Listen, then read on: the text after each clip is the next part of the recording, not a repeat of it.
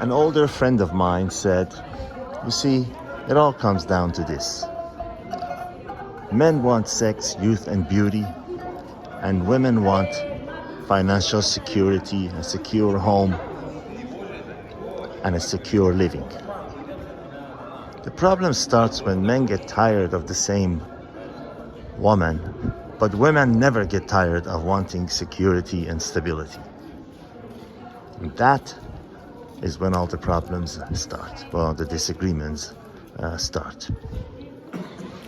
Now, this equation has been thrown into an imbalance. It's been thrown into a chaotic situation, given the artificial, very artificial divorce laws and legal marriage contract having nothing to do with love, devotion, sex, desire, but everything to do with business, money, lawyers, and greed.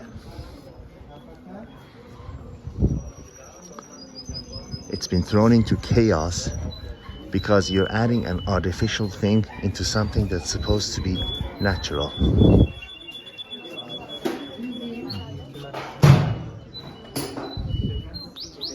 And artificial things, like I've said before, like plastic flowers, artificial anything, artificial tangible things and artificial intangible things just don't work in the long run. Sometimes they don't even work in the short run. When you add something artificial to something that is supposed to be natural, it ruins the whole thing. If you ever had artificial crab meat or artificial anything really, it just destroys it. It's not the same. You yearn for the natural. You want the real thing. The most recent thing I can think of is artificial meat. It just didn't work. If you're gonna have something artificial, hey, let's talk about artificial sweeteners. They're 10 times more harmful to the body than actual sugar, which is also harmful.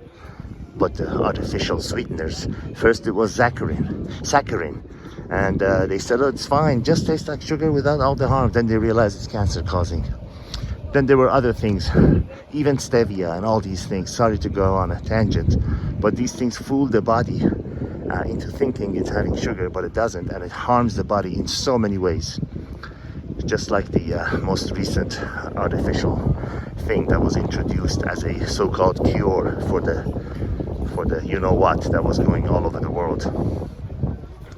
It was neither a cure nor a prevention, and all artificial. And the same thing goes with when you are adding a thick layer of something that's very artificial, the marriage laws and the divorce laws of the West, into something that is supposed to be very natural, a desire to be with a woman and a woman's desire to be with a man. It clouds everything, you know. It's like adding something dirty to a clean water. It destroys the whole thing. It does not work, and it has ruined women in the West. It has ruined them to a point where from the moment they see you, they're thinking of am I gonna get this? Well, if they like you. If they don't like you, they're not even gonna go out with you. But if they like you, and like means they consider you appropriate for the serving of their purposes. The moment they see you, the moment they go out with you, they're thinking of, okay, when is he gonna raise it to the next level? When is he gonna ask me, to be steady? When is he gonna ask me to move in together? When is he gonna ask me to get married?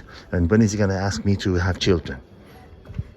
Because those are all things that will, in her mind, secure her position further and further, stabilizes her, with always financial gain in mind.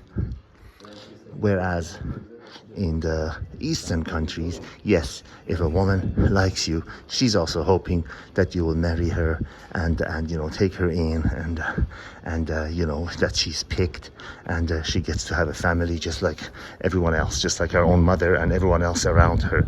It's not so much skewed on the financial part as it is in the West. Because when that thing is dangling in front of you, you can't help it. You're a product of your surrounding.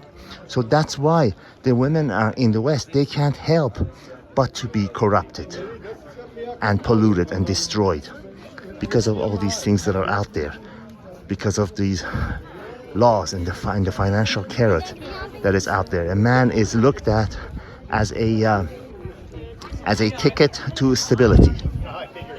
Every woman wants to go out with somebody who has money. They lie, and some of them lie and say, "Oh, money's not important to me. I have my own job." That is the biggest BS and the most blatant BS that the women in the West, the career women, the feminists, try to make you believe. Oh, I've got my own job. I've got my own house. I don't need your money. Right. Okay.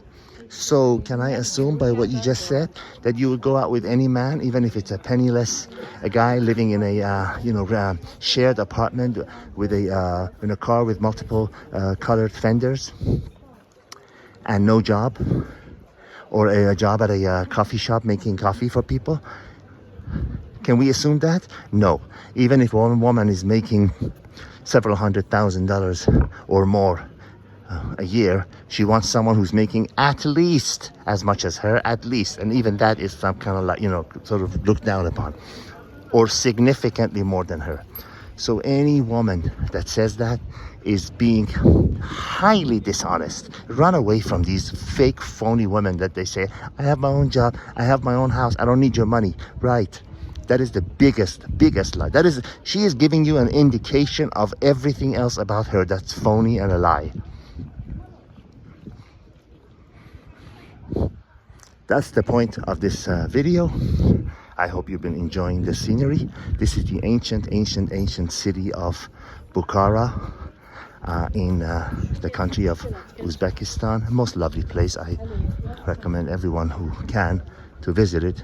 It's quite easy, really.